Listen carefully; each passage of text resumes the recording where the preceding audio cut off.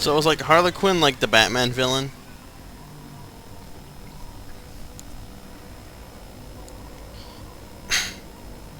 You shall not pass.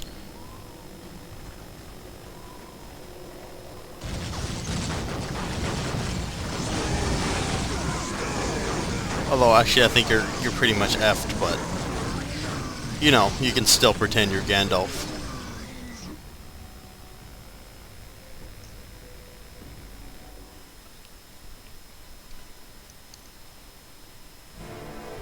No amount of trickery or deceit could forestall the Emperor's justice when the Liberators finally tracked Farseer Taldir to the frozen train of Tyria.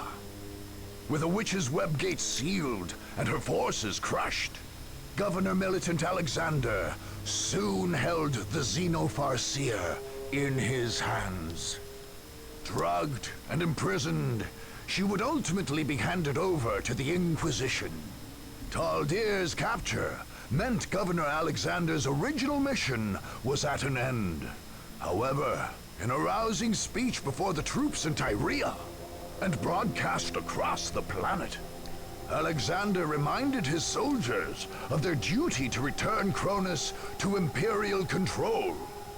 Father Martel, the governor's own confessor, blessed this mandate in the name of the immortal god Emperor, and the regimental commissars called it the duty of all loyal guardsmen to push on to total victory. I think total victory has been achieved. With the last alien bastion broken, Governor Militant Alexander stood as the uncontested ruler of Kronos, and a hero to his men. Even faced with the opposition of the Blood Ravens, the governor carried out his orders and received his rewards.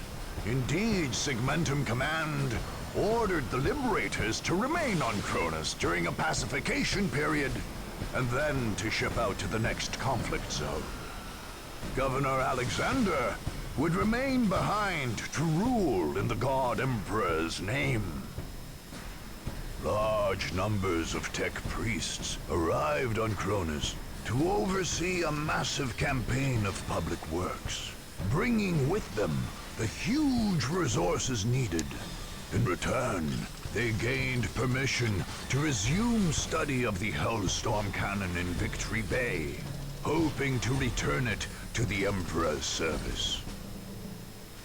As for the Liberators, Governor Alexander promoted Captain Vash to Colonel and placed him in command.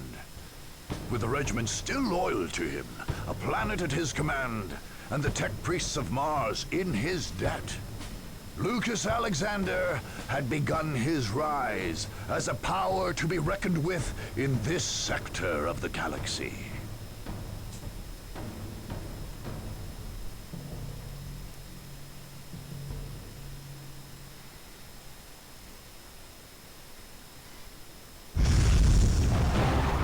And, well, there you have it. The end of a blood-filled campaign,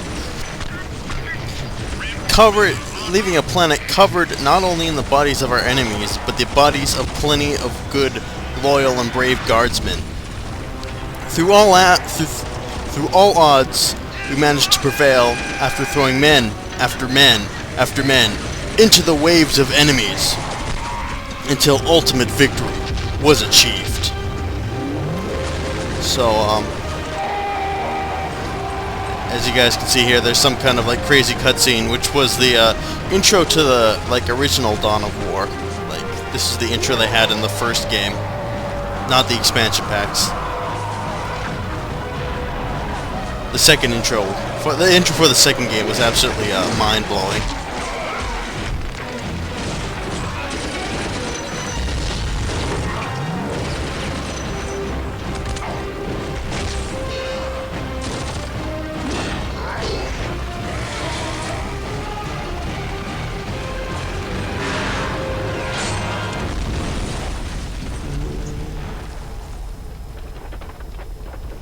I like how the commanders of the Space Marines are the only ones who don't wear helmets.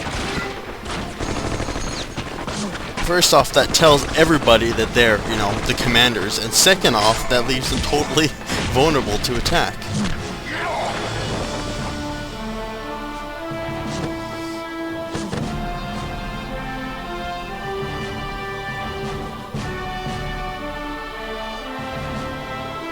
Anyway, that's it for this Let's Play. I really hope you guys enjoyed it. It took a long time to get through, much longer than I originally intended, but it's over now. And it had its ups and downs, but